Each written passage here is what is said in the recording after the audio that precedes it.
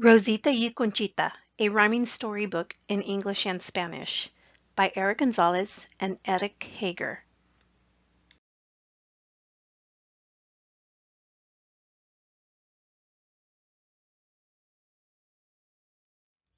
It is Day of the Dead, the 2nd of November, when our loved ones who've passed we celebrate and remember. The spirits try with all their might to visit the living for just one night. In the town of Pueblo City lives a girl named Conchita. She's come to prepare an altar for her twin sister, Rosita. Together they used to laugh and play until one day little Rosita passed away. So Conchita makes an altar for her sister so she can show her how much she missed her. Meanwhile, in the land of those now gone, Rosita hopes to see her sister before morning's dawn. The celebrations have begun as people prepare and strive to greet their loved ones on the other side. But little Rosita doesn't smile or even dare to grin.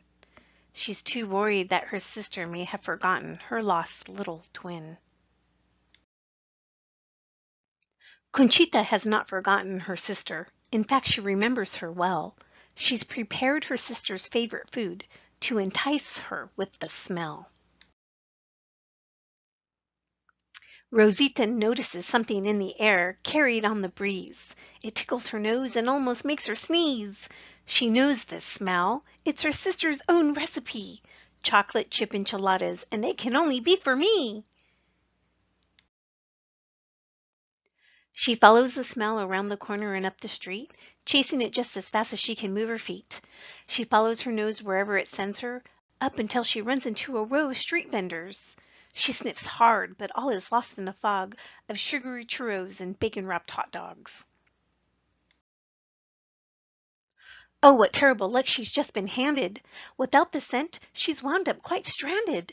Rosita looks around and dons the saddest kind of frowns as she's found herself lost in an unfamiliar part of town. She calls her sister's name. She begins to shout. She knows she needs to find Conchita before time runs out. Conchita brings out some music and plays Rosita's favorite song. She strikes a silly pose and starts to sing along, just like they always dance and sing in front of the mirror. But Conchita just hopes that Rosita can hear her. All but given up, Rosita sits with her arms on her lap. She lowers her head and notices her toe starts to tap. What's this? Could her ears be ringing? No, it's the sweet tones of her sister singing. All thanks to this happy, merry tune, Rosita's back on the trail and none too soon. But as soon as it started, her chase comes to a stop when her ears are startled by a rather loud pop. There's a massive parade of happy marching souls, all of them chasing the firecracker bull. And all this noise, she has to cup her ears, but the singing is almost gone just like she fears. But try as she might, the singing has been replaced by the rowdy mariachi band now in her face. Rosita makes a dash away from the parade until all the noise begins to fade. She finds a quiet spot to rest upon, but it's no use. Her sister's singing is now gone. The sun's going down, it's late in the day, so Conchita brought candles to light Rosita's way. The small altar no longer looks like a dark hole, as the candles make the entire room sparkle and glow. With her hope now gone, she looks to the sky, trying as hard as she can just not to cry. But out on the horizon, out very far, she sees the most beautiful twinkling star. Then appears another, and another, and another still. The stars keep appearing until her eyes are nearly filled. As Rosita nears the twinkling lights, dark clouds form and hide them from her sight. She squints her eyes and really stares, but the only thing to be seen are clouds in the air. Rosita hangs her head, she hangs it low. After going so far, she doesn't know where to go. Conchita places flowers on the altar with love and affection, in hopes that these will give Rosita a little direction. She thinks marigolds will be a good reminder of their home so Rosita can find her. Rosita walks away, but then feels a bump in the road. She looks down and sees a small flower, a marigold. She picks up the flower. It's oh so pretty, just like the ones that grow in Pueblo City. Marigold flowers like these don't grow here. Rosita knows her sister must be near. Rosita picks up the flowers with a hop and a skip. She happily follows the trail until she feels a cold drip. That drip turns to 2 and then to 3 more, from drops to rain, and it's a real downpour. Water spills down the streets from this rain shower and washes away her trail of marigold flowers. Rosita tries not to lose the flowers to the rain, but they all wash down the corner storm drain. Soaking wet and with nothing above her, Rosita quickly searches for cover. The awning breaks and Rosita's splashed, but all she feels are how her hopes have been dashed. Hidden amidst the rain on her cheek is a tear, for Rosita thinks she'll miss Conchita this year.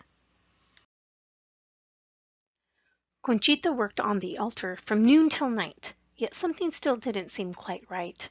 With all the decorations, it's a sight to behold, yet why does the altar seem so cold? But before she can find the missing piece, Conchita is called to join the dinner feast. Now, more than ever, the sisters feel so far apart. All that remains is the closeness in their heart. So far, all of Rosita's senses have led her astray. The only thing left is to let her heart lead the way. As she's about to leave, Conchita stops in her tracks. The altar doesn't need more candles or tasty snacks, nor flowers, nor linens with pretty beads. No, Conchita knows just what it needs. In a flash, she cuts across the rug. She grabs the little doll and gives it an enormous hug. It's a hug with overwhelming love and joy, more than can be contained in one little toy. And with that, the altar is complete. It's now time for Conchita to make her retreat. Down by the road, a ray of light falls on Rosita's shoulders. She feels a comforting warmth, like when her sister would hold her. Deep inside her heart, she feels a tug. She knows this warmth feels just like a hug. She opens her eyes to discover the source, but all she sees is a dazzling force. It's clear that this warmth from above is the power of her sister's love. Conchita's gift of love clears the clouds and the rain, where love and hope are all that remain. With her sister's love, she has been freed. Rosita can now close her eyes and let her heart lead. Though much had caused her to falter, Rosita at last has reached the altar. The display is absolutely breathtaking, so much that her heart is aching. And there on top of it all, Rosita spies the cute little doll. Rosita embraces the doll and hugs it tightly. The warm glow from the doll shines even more brightly. In words that couldn't be any more true, she whispers, "My dearest Conchita, I love you." Conchita feels a warmth surround her that can banish any chill. I love you too, Rosita, and I always will. The end.